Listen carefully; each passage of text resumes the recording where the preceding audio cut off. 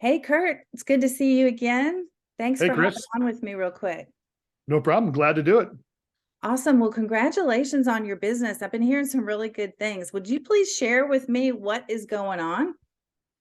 Yeah. So let's see. I've closed one, two, three, four. I've closed 5 deals so far. The sixth is closing today. Well, right now. Hopefully, fingers crossed. Um, and that's over 200,000. I'd have to get the exact number, but it's well over 200,000 in profits since I started. So Wow. not bad for 6 deals. Not bad. I'd take it. It's a lot Yeah. less work if you're only doing 6 deals than 60. Yeah, exactly. Yeah. That's a good amount of money. So, Oh, yeah. tell me a little bit about how you got into all this. So I started probably about a year ago. Went through the course and started doing stuff, and later got into coaching, and just kind of kept follow the methodology, follow the system. I love the blind offer concept as opposed to other ways of doing things, and you get those blind offers, the phone starts ringing, and then the fun begins, and kind of go sifting and sorting and finding the deals and putting them under contract, getting them listed.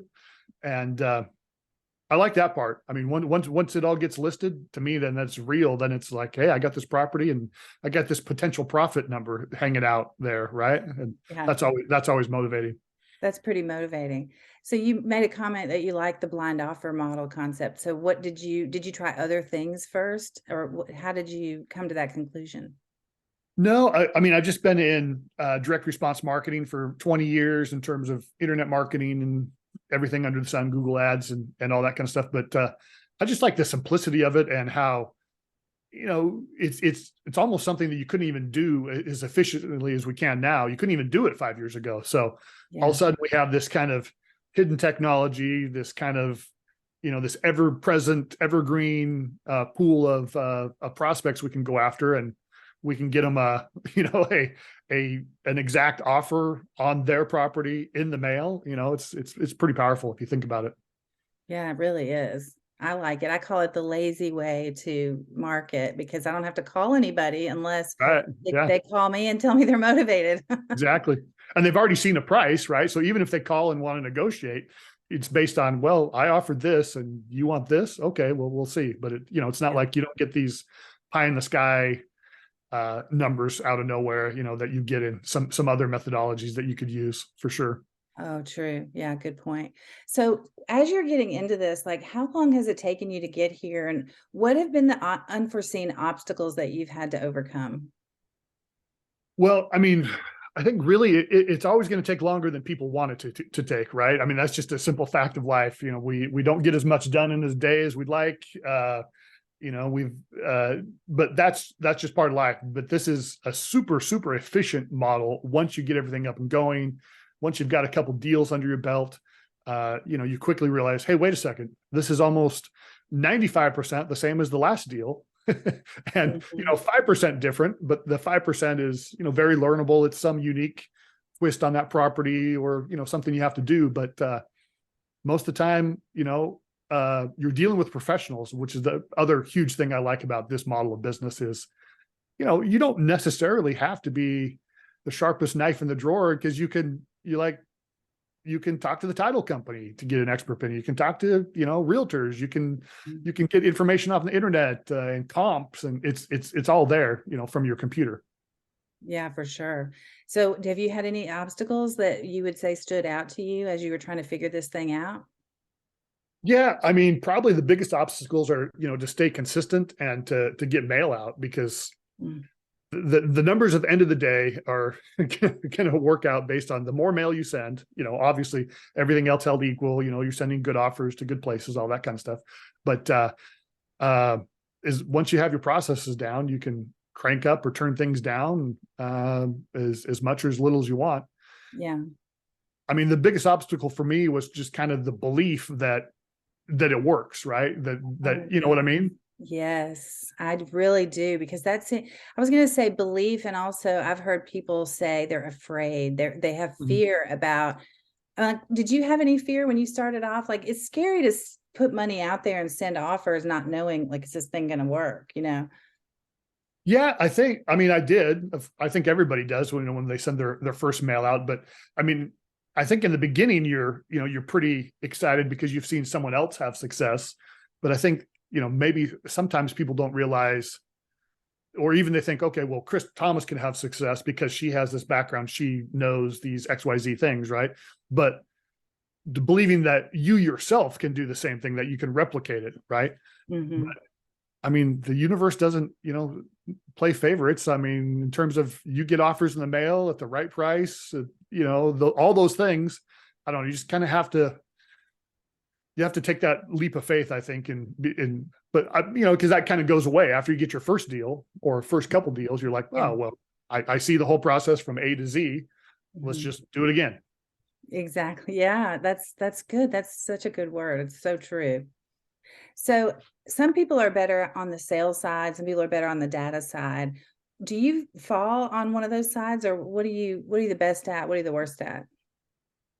I mean, I think that's probably the thing that more than anything that drew me to this business is that it's a combination of both. Because I've been kind of on I've been on both sides. I've been on the data side for running an internet business and having VAs. I mean, I've had VAs from the Philippines for 20 years, different things like that, running a business and managing bookkeeping and all that. But I also like the sales side in terms of offers and presentations and stuff like that. So to me, it was kind of the perfect blend. You didn't have to be it wasn't dependent on one thing, but if you got better at negotiating, that's only going to help you. If you got better at the processes, that's only going to help you. But really, if you are relying on professionals like we talked about, and you have some help, Mhm. you're just going to get better and more of a well-oiled machine over time. So I don't know. I kind of think I'm kind of both. I mean, I like both of them, and I think it might be kind of boring just to do one or the other. You know what I mean? Yeah. Yeah. Exclusively. Yeah. Yeah. Okay. Well, so did you have a moment when you were learning the process and setting up what I'm calling it my money machine? Like, did you have like an aha moment where you were like, oh, this is going to work?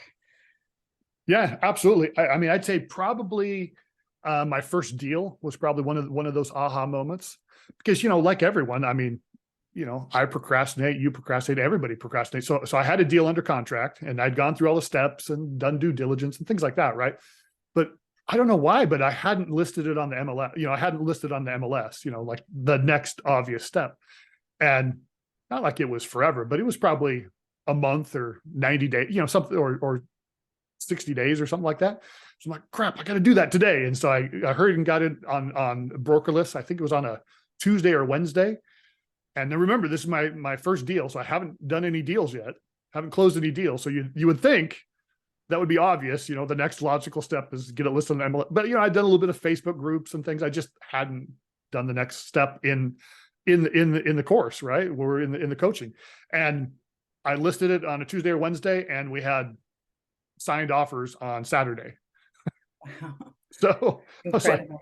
I'm like, so I just wasted, in my mind, I think I just wasted 2 months. I could have shortened that cycle by 60 days and just get it listed. Right. Uh-huh. Yeah. Yeah. So They were I just try to waiting remember for it. Oh, that. You never know. yeah. Yeah. Okay. That's so interesting. So, about how much mail do you send out in terms of your offers? I'm sending out about 6,000 a month on average, Okay. a little about 1,500 a week, basically. Yeah. And so out of that 6,000, how many deals do you think you get out of that? Or have you done the analysis to look at how much mail have I sent? How many deals have I gotten? And then how much have I made? Yeah, a little bit. I'm a little bit lower than averages because I do a couple things to kind of weed out some stuff, but I'm about 1 for 3,000, I think. Which isn't. I mean, a lot of people do a lot better than that. But I'm also, I mean, probably the real reason is I'm trying to target bigger properties. Yeah. So I could probably get better numbers if I, we're looking at smaller properties, right? Yeah. But I don't know, doing it now, I'm like, I'd almost want to almost exclusively go after the bigger properties because they do take longer, but there's just so much, meat on the bone that a lot of things can go wrong and you can still do just fine. Yes. And there's hardly any competition. Right. Yeah. Yeah. I So, mean, people think about things getting crowded and all that kind of stuff. Just as and of course, yeah, there is more people in land investing than there used to be. It's just the fact of life. Right.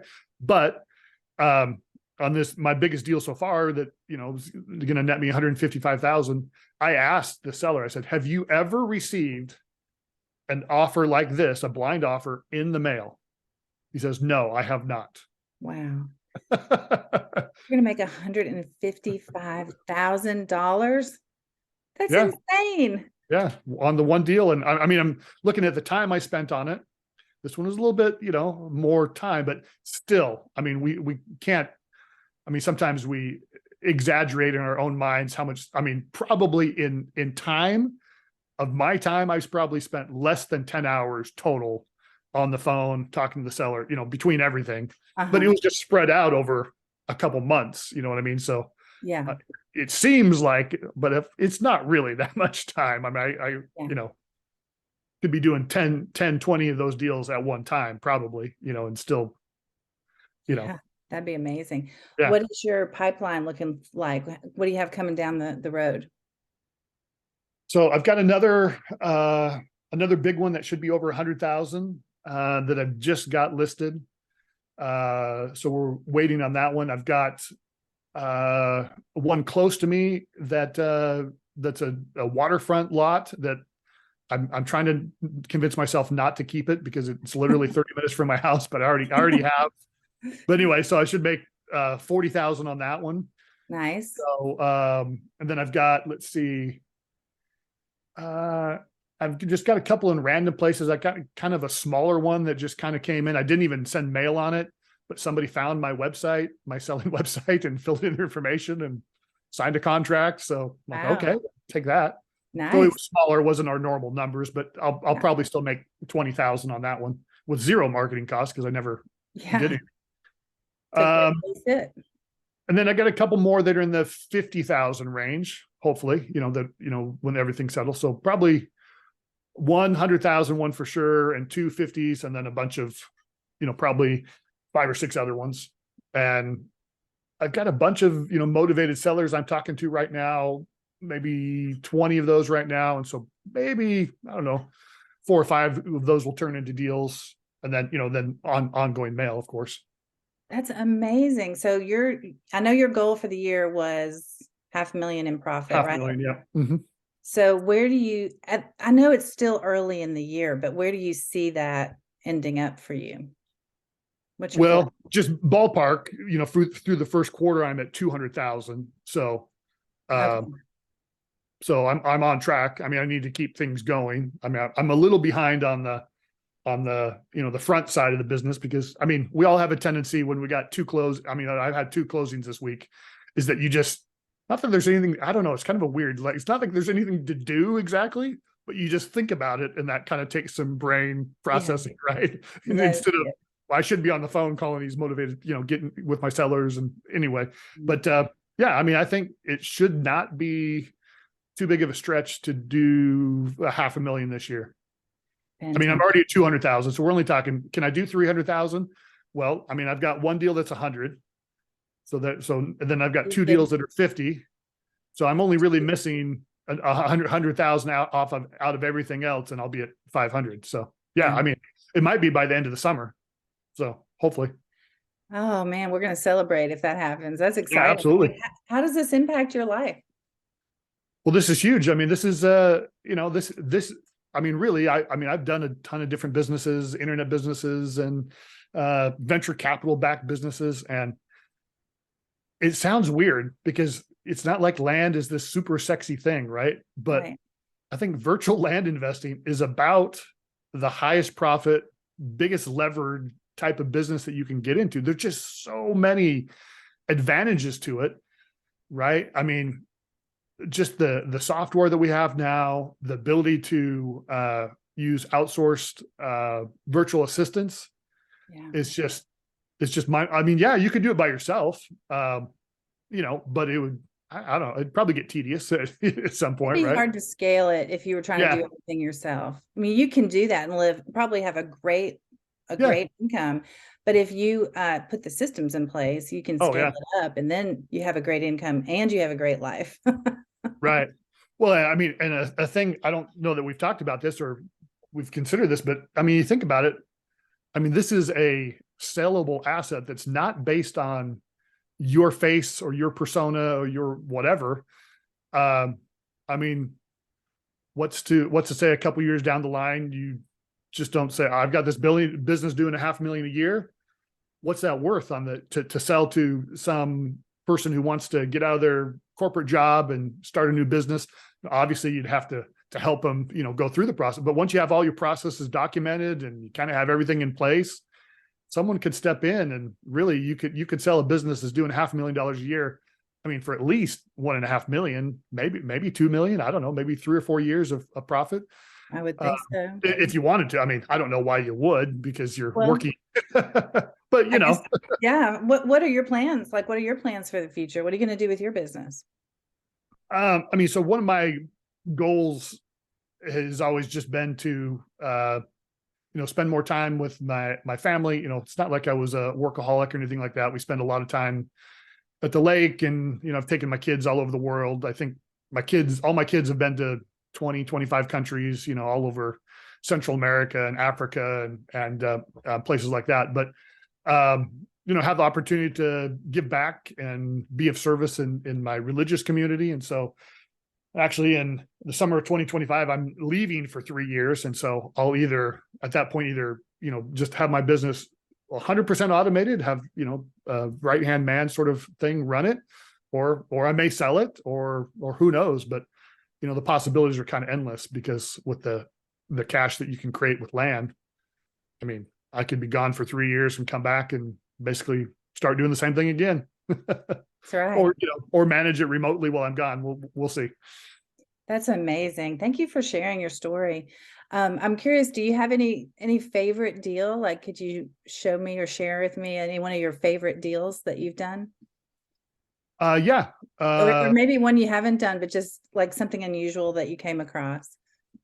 Yeah. I mean, I could share the one that's closing right now.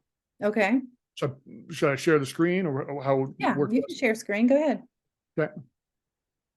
I'll make this a little bit bigger. I know I kind of put you on the spot there. Yeah, no problem. All right, there you go. Okay, so probably the most interesting one would be this one that I have here. So it's in Ohio, 270 acres of hunting land. We originally, when we sent out the offer, it was for 80 acres, because if you notice in the pictures, it's kind of broken into, there's multiple parcels. There's actually 3 parcels anyway that we're selling. But I was talking with the seller, and we kind of negotiated back and forth. I originally had offered him 225 and he wanted 325. And so we kind of eventually met at the middle of about 1,000 an acre, 270 acres. And, at the time I didn't know, well, is that a great price? Is that a good price? I'd done a little bit of comping, but, by the time that I, went through the steps, and in this particular case, I ended up using a agent that specialized in hunting properties, because if you look at all this property, it's actually it's a hunting property. And he was flabbergasted. He was like, "Are you telling me you have this property under contract for 270,000?" And we immediately, put it on the market, and we put it on the market on December 31st. Yeah. Oh, December 30th. So the Friday before New Year's. Low time a little bit for real estate, wouldn't you say? But Probably. he took multiple people out there on New Year's Day, and we had a signed contract on the first business day, I think the January 3rd, on this. Incredible. Because we were buying it at a discount. It wasn't I mean, we ended up selling it, put on the market for 499,000. The market value really was 675,000. Wow. I mean, the reason we know that is because, crazily enough, the people buying it from us are gonna flip it. Not like an immediate flip, but they're gonna own it for a couple years, put some tree stands on it, kind of improve it a little bit, and then sell it for 650, 700,000. So wow, pretty crazy. So cool. That's amazing. Yeah. And does it take any extra technical skills to figure out how to do that? No, I mean, this one was, it was a bigger type of acreage. So, it gets a little scarier, the bigger acreages, right? Because there's not as many comps, those sorts of things, right? But I mean, that's one of the things I really love about this business is if you don't know something, I mean, it's not like you're in some random niche, this is real estate. I mean, real estate business happens every day. I mean, there's thousands of people in this country that's what they do. And so in this particular case, I was looking for, brokers that sell hunting property in Ohio. And I came across this broker and I went through all the stuff and I'm like looking at the price per acre that they sold these larger over 100-acre tracts on. And every single one was over 2,000 an acre. Every single one. I mean, I'm like, okay, well, I've got one that I could, I'm buying it for 1,000 an acre. I'd be super happy to sell it at 2,000 an acre. Yes. Yes. And so, in that case, it's just one of those cases. After talking to the broker convinced me you would be a moron if you did not immediately list this and let's make some money. Come on. Like, he's like, okay, no, so this is fine. How did you fund the deal? Like, how are you handling the payment of the property? Because I know you're not assigning it to an end buyer, you're closing on it. Well, actually, in this one we are assigning, but you are assigning this. Okay. Okay. Well, then there you go. Then you don't have to worry about it. Yeah. So just a straight assignment. This particular title company, even though other title companies in Ohio have said that you cannot do, split HUD statements, this title company said, sure, we can do that. They said we could do 3 HUD statements. I'm like, I don't know why you would need 3, but okay. Like, I guess for my fees, I don't know. Anyway, I'm like, just to be clear, the buyer's not going to see how much I'm making and the seller's not going to see how much I'm making. That's all I care about. Yes. So I guess in Ohio, there are no disclosures required as far as assignments go. I guess not. Yeah. Isn't that called a blind HUD? Yeah. They don't have, they don't see what you're making. Right. It's a great option. So, yeah, I mean, but, you're in real estate, you're dealing with professionals. You don't have to know everything. The stuff that we know through the land stuff is, 10 times more valuable than being a realtor or things like that. But, we use their experience. We use surveyors, we use land people, but I don't know. I think in general, we just have to know enough about it to know what we need. Say, here's what I want to have happen. Can you make that happen? I don't care how you do it, obviously legally, ethically, and all that kind of stuff, but can you do it so that this happens, right? And then that's amazing. They'll figure it out. Wow. Congratulations, Kirt. So happy. Yeah, it's been awesome. Yeah. And I mean, that's just a huge, huge win. And I'm so happy for you. It sounds like you're really going to make all your financial dreams come true. Yeah, absolutely. Yeah. I mean, there's just so many things you can do in land. I mean, obviously we have a very specific model, but man, there's the sky's the limit. I mean, on different variations you can decide to do, if somebody likes hunting land, well, just buy hunting land, Well, thank you for sharing your story with me. I'm super excited about it and happy to hear. I hope you're applying for an award. Yep, I've applied. I'm getting my stuff in, I'll get my HUD statements in and all the good stuff. So that's exciting. I can't wait to celebrate with you. Yeah, the celebration thing, the event's going to be awesome. This is a great idea. It'll be fun. Okay. All right. Thank you, Kirt.